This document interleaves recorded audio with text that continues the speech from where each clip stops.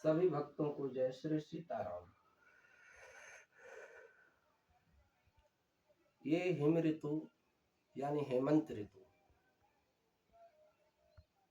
अगहन का महीना, मार्गशीर्ष का पवित्र माह और शुक्ल पक्ष की पंचमी तिथि, जिसमें हमारे आराध्य प्रभु श्री रामचंद्र जी का और जगत जननी माँ जानकी जी का विवाह महोत्सव मनाया गया।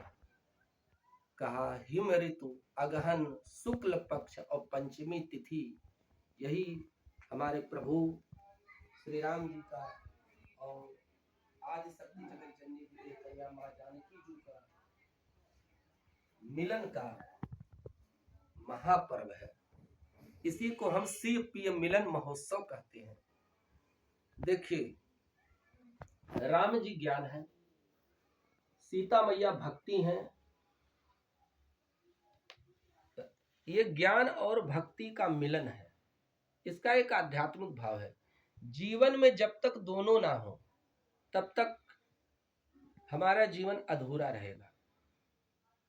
जीवन में ज्ञान का होना भी जरूरी है और भक्ति का होना भी जरूरी है। राम जी ज्ञान है, स्वयं परमात्मा है। ज्ञान अखंड एक सीता बर, उत्तरकांड में गोस्वामी तुलसीदास जी कहते हैं कि ज्ञान अखंड एक सीता वर, एकमात्र भगवान श्री राम जी जो सीता के वर हैं, ये क्या है? अखंड ज्ञान के स्वरूप है। और सीता मैया विशुद्ध भक्ति है, सीता मैया।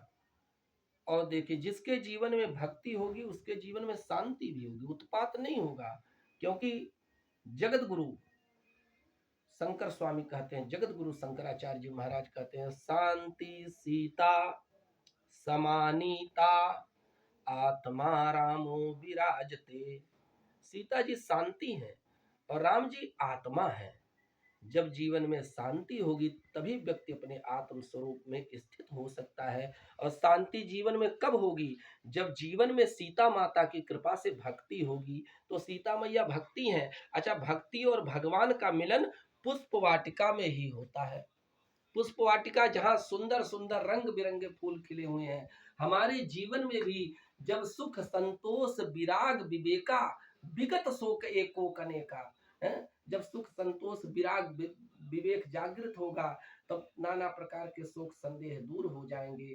तरह तरह के सुंदर सुंदर जीवन में फूल खिलेंगे। और उस यानी जब जीवन में भक्ति होगा तभी जीवन में सुंदर सुंदर आनंद के फूल खिलेंगे। अच्छा, पुष्प वाटिका का एक बहुत ही रोचक प्रसंग है। राम जी ने सीता जी को देखा, सीता जी ने राम जी को देखा। तो वहां गोस्वामी तुलसीदास जी महाराज कहते हैं कि सीता जी राम जी को देख कर देह की सुधि भूल गई, देह का भान नहीं रहा। कहा अधिक स्नेह देह भय भूरी, अधिक स्नेह, अधिक अत्यधिक स्नेह में देह की सुध बुध भूल गई माँ जानकी। कहा अधिक स्नेह देह भय भूरी, शरद शशि जनु चितव चकोरी। मानो जैसे शरद ऋतु के पूर्ण चंद्रमा को देखकर चकोरी एकदम लुब्ध हो जाती है, उसी तरह से माँ सीता की दशा है। और राम जी सीता माता को कैसे देखते हैं? जैसे चकोर। अगर राम जी का मुख चंद्र है तो सीता जी चकोरी हैं, और सीता जी का मुख चंद्रमा है तो राम जी चकोर हैं। कहा भय बिलोचन चारु अचंचल। और जब दोनों एक दूसरे को देखने लगे तो नेत्र चंचल हो गए। कहा भय बिलोचन चारु अचंचल, और मनहु सकुच निमि तजे दिगंचल। तो मानो संकोच बस इनके ही कुल के जो एक निमि राजा थे, जो जिनका वास पलकों में होता है, इन्होंने देखा कि बेटी और होने वाले दामाद का मिलन हो रहा है तो मर्यादा होती है कि वहां से हट जाए। तो उन्होंने पलकों पर से अपना स्थान छोड़ दिया। तो दोनों के नेत्र की पलकें गिरना बंद हो गया। मतलब एकटक अपलक नेत्रों से राम जी सीता जी को, सीता जी राम जी को निहारने लगे। बोलिए भक्तवत्सल भगवान की। राम देखें सिया अरुसिया राम को, राम देखे सिया अरुसिया राम को, चारों अखियाँ लड़ी की लड़ी रह गई।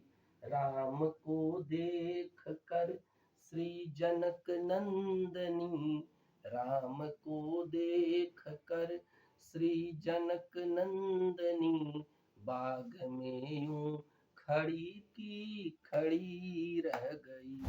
राम को देख कर श्री जनक नंदनी, बाग में यूं खड़ी की खड़ी रह गई। राम देखें सिया और सिया राम को, चारों अखियाँ लड़ी की लड़ी रह गई। राम जी सीता मैया को देख रहे हैं, राम जी के नयन चकोर है, सीता जी का मुख चंद्र है। और अब जो सीता जी राम जी को देख रही है तो राम जी का मुख चंद्र है, सीता जी चकोरी हैं। मतलब एक दूसरे के मुख चंद्र को देखकर सब चकोर हो गए। राम जी सीता जी को देखकर चकोर हो गए, सीता जी राम जी को देखकर चकोरी हो गई। इन्हीं शब्दों के साथ मैं अपनी वाणी को विश्राम देता हूँ। बोलिए सियावर रामचंद्र भगवान की जय उमापति महादेव की जय, पवन सुत हनुमान की जय, जय माता दी सभी देवताओं की जय। हर हर महादेव।